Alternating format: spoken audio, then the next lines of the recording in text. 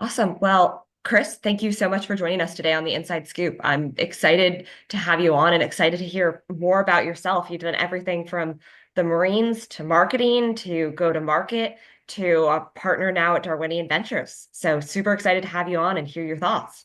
Look forward to chatting with you.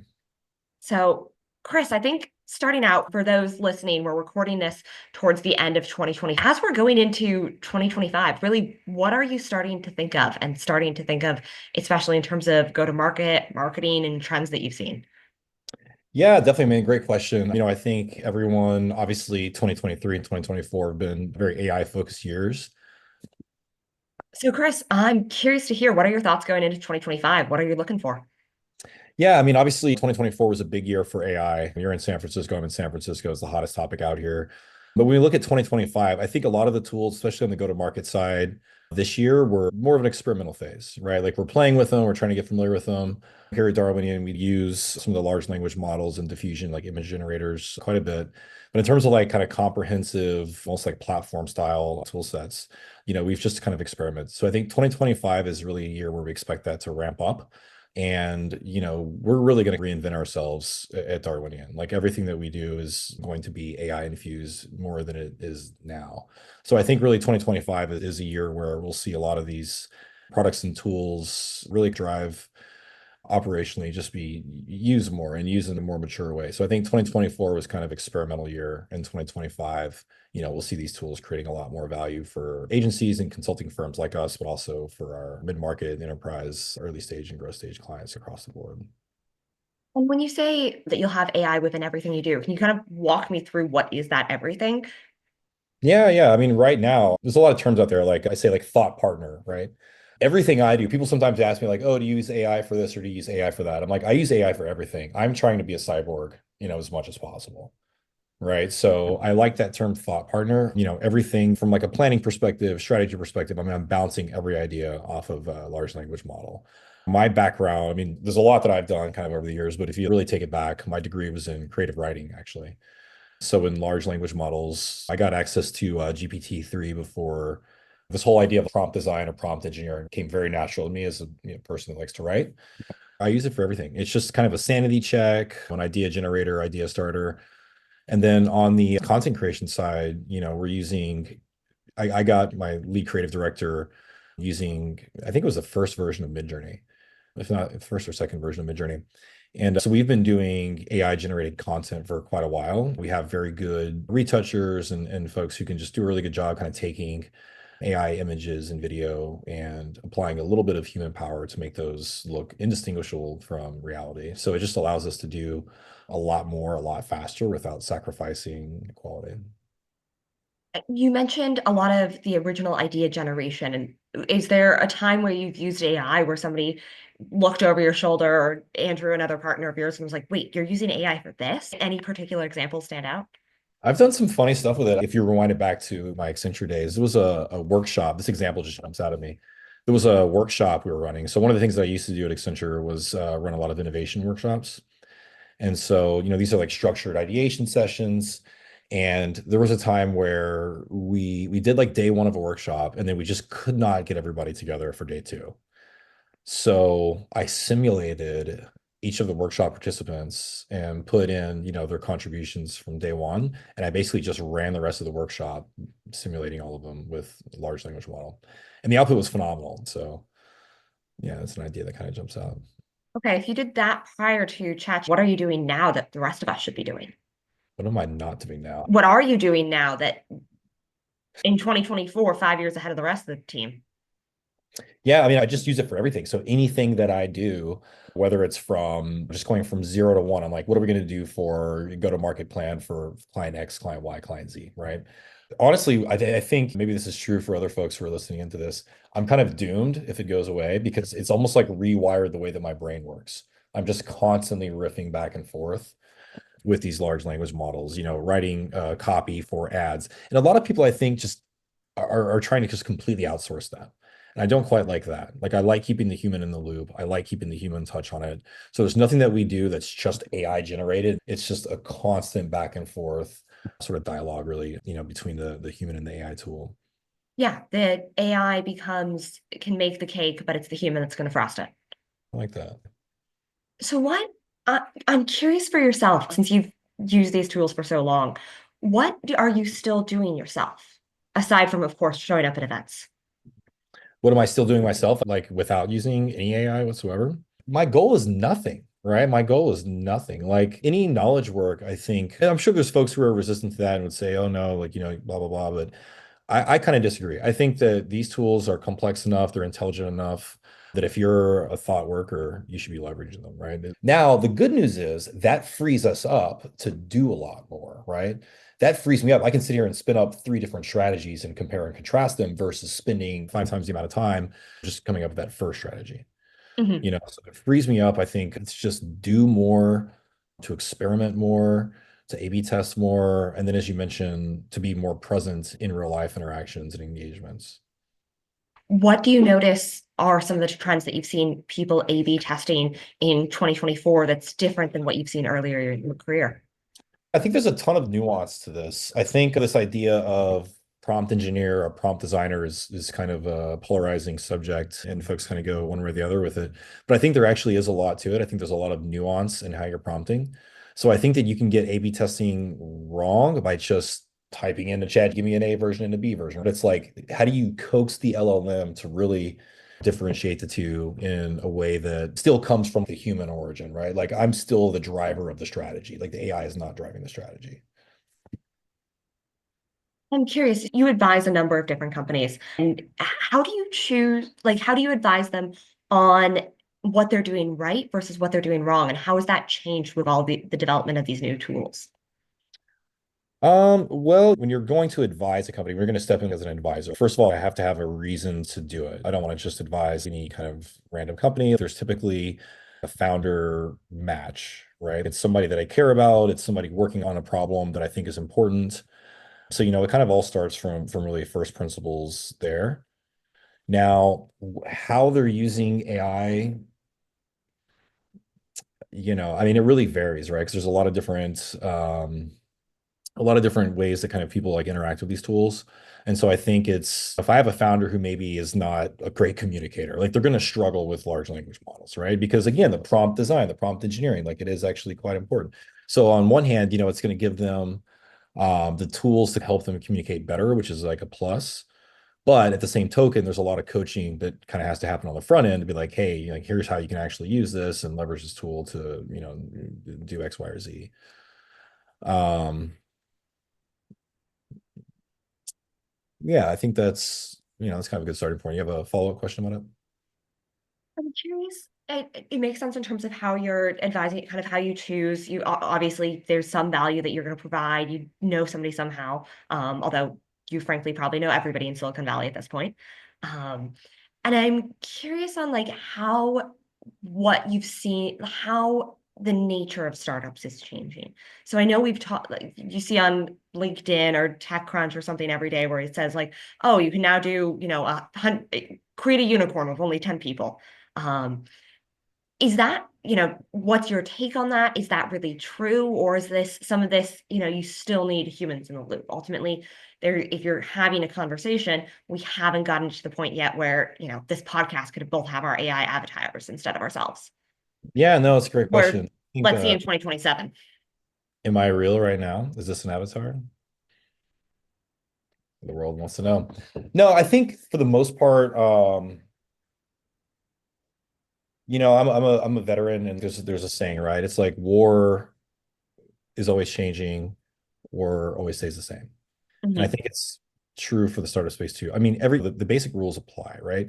Like we still need to think about, things like product market fit, go to market fit, understanding our ICP, understanding our market category, like all the basics are still there. I just think that execution has changed. You no longer need, necessarily a massive team, to get from 0 to 1, right? There's folks prototyping tools and really coming up with beta versions and sometimes even MVPs with maybe a little bit of technical help and sometimes no technical help. There's just a lot you can do with less resources now, which I think is kind of disrupting the venture model a bit. Um, And so it's a great time for builders because I think, it's never been easier to build something, but now again, kind of the venture model kind of comes into question, right? Do you need necessarily 18 months to build and ship something with, 10 engineers, right? And so now it's like, okay, if you're raising, $2, $3 million, like what does your use of funds look like? It's not, usage. Oh yeah, 30% of it's going to the devs, 20% of it's going to, now it's the whole thing kind of looks different. And what do you think moving towards for the new venture model?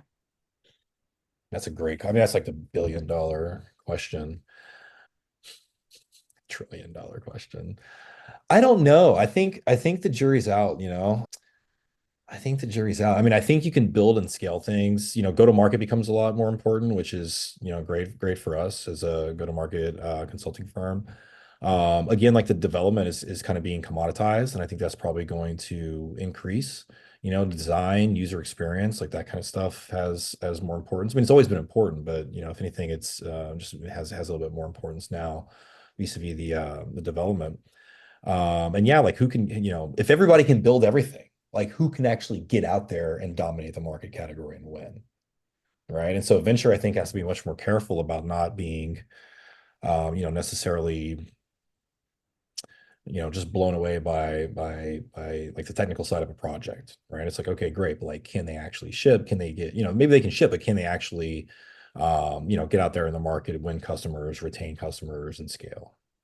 That's really interesting, because I mean, we've seen for Silicon Valley over the past 2 decades, and longer, where it's so much about that technical founder. And now what you're pointing to is that if that becomes commoditized, who can really execute, and indexing much more on that, which is another way. We talked about the venture model being disrupted in terms of funding. It could be also disruptive in terms of who they're profiling as the executioner. Yeah, 100%. Exactly. Um, I'm curious too. So speaking of execution, some of the things that you do, you're one of the more active people I know in the Bay. And that's saying something. You work on community in so many different ways. Can you talk me through that? I know that's one thing between the bonfires you host, the dinners, the other events, you can't outsource that to AI quite yet. Or at least I haven't smelled an AI bonfire that smelled real. Yeah, I mean, to all the folks listening, like definitely reach out to me, reach out to Janet for some of the stuff if you're local in the Bay Area. But community is super important. I mean, it's bigger than business, right? Just even on a human level. I mean, this is a magical place. I'm not from California originally. I'm not from the Bay Area.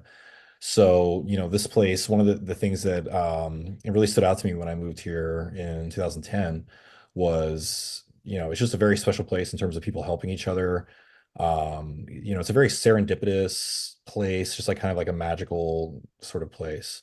And I think that, even though we're all focused on building our businesses and scaling our businesses and doing these great things professionally, like we have to keep in mind that like, humans are built for human connection, right? Like we're social creatures fundamentally.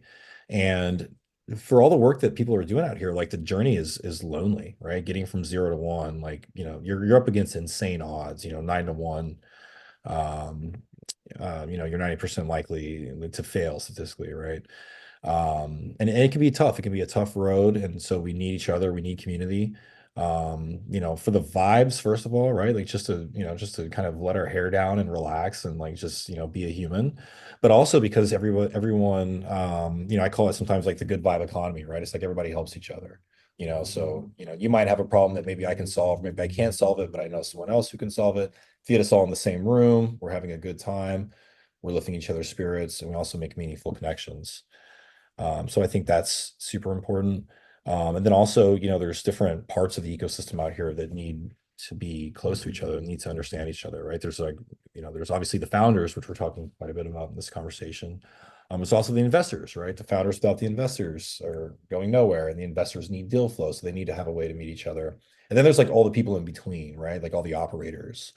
And so I think just giving, opportunity for, exposure of those groups to each other is meaningful and beneficial. And like I think one thing that's kind of come up too lately is I've had folks recently tell me like it's starting to feel like 2012 again. It's starting to feel like old San Francisco. And I mentioned I think the word I used was serendipity, right? And it's like, can we recreate that serendipity? Can we make this place like fun and whimsical and artistic and thought inspiring and all that stuff again, which I think got lost for a while. As somebody who boomeranged to the Bay Area, and I saw it in the mid 2010s, and now I'm back in the mid 2020s. And yes, the vibe of the city, for those listening who are outside of the San Francisco, what you read in the papers about it being a third world country is not true. It's the best place. It's amazing. And the weather has been ridiculous. Like this whole year, it's just been beautiful outside. Um, yeah, don't come here, people that aren't here. Like, If if you've heard this too, apparently the new what is it, the advertisement for the Bay Area is we're the only place cool in the summer still. it's like it's Goldilocks right now. Like it feels like San Diego. I feel like this whole year it's felt like San Diego. Minus So last week. yeah, minus last week. Yeah, that's true. That was pretty bad. Oh. So I'm curious, as you work to build these communities, really, how do you think through what you're giving versus getting back? And how do you, because I know so many people when they're first starting the startup journey or at various points in their career, they have trouble balancing, all right, do I focus on my own OKRs versus helping somebody else for my OKRs? And how do I really think through that, whether the OKR is, a professional or personal one? Yeah, I mean, I think one of the reasons why, I mean, this might actually be the main reason why like our events and our sort of community building efforts have been successful is because we didn't want anything out of it at all. It started with, honestly, it was a couple of years ago. It started with a buddy of mine was having a birthday party. And I asked him, what do you want to do for your birthday? And he said, I just want to throw some wood on the fire by Ocean Beach. He lives out there by Ocean Beach. And so we brought like 40 people out there and did it. Like, hey, we don't do this enough. This is like old school California vibe. It's not pretentious. We're out, by the water at night with a fire.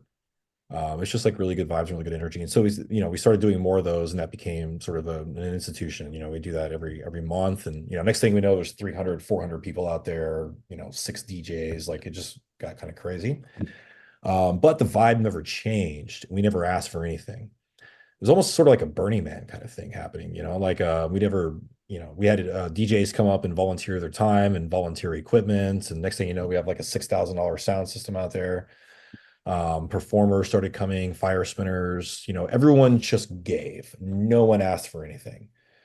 And we started doing events outside of the bonfires, really by request, just people saying, hey, it's getting cold. Like, can we do something inside? It's like, sure. And people started volunteering venues and volunteering their time as a DJ and volunteering this. So it all just kind of came together. And I think the secret sauce has been to give value and to not ask for anything in return. And it's not a huge lift for me or for any of the organizers because that's been, sort of the default from the start and everyone knows that. And so people just volunteer to help. And so it's really just kind of the community just kind of bringing it together itself. And then we started doing, the dinner parties and kind of a little bit, sort of like fancier sort of things like earlier in the evening. Those were a little bit more deliberate. So those were connecting, founders, investors, operators, really just kind of like a little bit more, deliberate kind of community building. But again, kind of the same thing there. Like no one's charged for it. It's typically like a potluck or everybody will Venmo us. Like, so we don't ask for anything. And what's the payoff, what's the reward? Like I don't know and I don't care. Like at the end of the day our community is getting stronger, and I think that's probably good for us and good for everybody else. That's how you think about what's next for you too. So more for yourself as a former Marine who's gone through consulting, who's gone through early stage go to market at a couple different companies, who now you're a partner at Darwinian helping other companies. How do you think through kind of what's next for yourself and what you're looking to build and grow? That's a great question. um I think for me, I was an infantry officer in the Marine Corps. What drew me into the startups and the tech into this whole world really was just there really is a link between war, conflicts, and kind of what we're doing in the startup space, right? Like if you think about it from a military perspective, like what are we trying to do? We're trying to survive and thrive in hyper competitive, ambiguous, uncertain environments, right? With other agents out there trying to sort of optimize the battle space for themselves at your expense. Um, conflict is conflict, right? And like we're called Darwinian Ventures, survival of the fittest, universal Darwinism, like it's built into our name. So, love or hate it, this is a competitive sort of cutthroat space to be in. So for me, it's just like a less violent way of continuing to kind of do war. We don't have to run around the battlefield like actually fighting, but like, it's still kind of this competitive landscape, which, is exciting to me and it just kind of calls to me. So I think I'll be in the space for a long time, a certified futurist. So I'm, trained in for Certified futurist? Say more on that. yeah, it's kind of dorky, I guess. Yeah, so there's a really cool organization, kind of think tank organization called Institute for the Future, based here in Silicon Valley, and they specialize in like strategic forecasting, future visioning, which is kind of exactly what it sounds like. It's just like understanding the future and sort of reverse engineering the road to, what we could say is like our optimal future or futures that we kind of want to manifest and make real. And actually, it's funny because when I was in the Marines, there's a year and a half of training that I went through. The hardest school and just a totally, transformative experience was this school called the Infantry Officer Course. And one of the first things they told me when I was in that schoolhouse was a good infantry officer lives in the future. And it makes sense because if you think about it, right, you're in this battle and, what's the desired end state? What's the outcome that we're trying to build? And how can we, again, like reverse engineer that and make that happen, right? So you have to see the victory before you really make it happen. And so I spent a couple of years at Accenture working on innovation teams, R&D teams, stuff like that. And part of what we did there was this, future visioning and forecasting. So we work with, Fortune 500 clients to kind of understand, how is their business model impacted by some of the trends that we're seeing now? Like what does your company look like in 2030? What does it look like in 2050? Right? What are the kind of core technologies that you should be investing in or thinking about now so that you're, positioned well in that future environment? Um, so, this whole startup thing out here is it's addicting. Like anyone who's in it, I'm sure, most folks watching this are probably in it and can relate. Once you start, you can't really stop, right? So I'm like kind of trapped in the fight. So I think that we'll continue, I'll continue to work with startups to productize really cool ideas and tech that people that are smarter than me are building, and from both an operation standpoint, as a consulting standpoint, from a venture standpoint, like the areas are interesting to me, and I just want to continue to be in the ecosystem, help build the future, and keep building community out here. That's really, it's a fascinating perspective because on one hand, you just mentioned Darwinian about, you know, only the strongest survive, or well, technically evolutionarily, whatever selected, there are certain factors that select for that survive. And then you also mentioned such a focus on culture. Do you see those as opposing or very similar? Well, it's a fascinating question. There's a lot to unpack there. There's a tension in, and this is part of universal Darwinism as well. There's a tension between cooperation and competition, right? And both drive innovation. So both will drive things forward. But there's a really cool book about this. I'm struggling to remember the name of it. If we find it, we can put it in the show notes. But there's a really great book that's just specifically about that problem, right? Cooperation versus competition. And cooperation is actually better, right? And it makes sense because if you think about it, let's take it back to the military example, right? Like, okay, I'm fighting an enemy, but in reality, I'm not fighting an enemy. It's not just me and some other person like fighting, right? It's me and 36 of my Marines. Okay. Now, sure, we're fighting an enemy, right? But the ability for me and my Marines to function together as a unit is going to be the decisive factor 110%. That means everything, right? So, building our ability to cooperate was really my main job. And so, my goal with those guys was always just to get to the point to where it's almost like we can read each other's minds, right? There's so much trust and understanding built into our training, the way that we operate together, that I know what they're going to do in any given scenario. And so I can react to it without any communication happening, right? So again, and there's also, this idea, this comes from John Boyd, who's just a brilliant military thinker and strategist. He had a presentation called the strategic game of interaction versus isolation.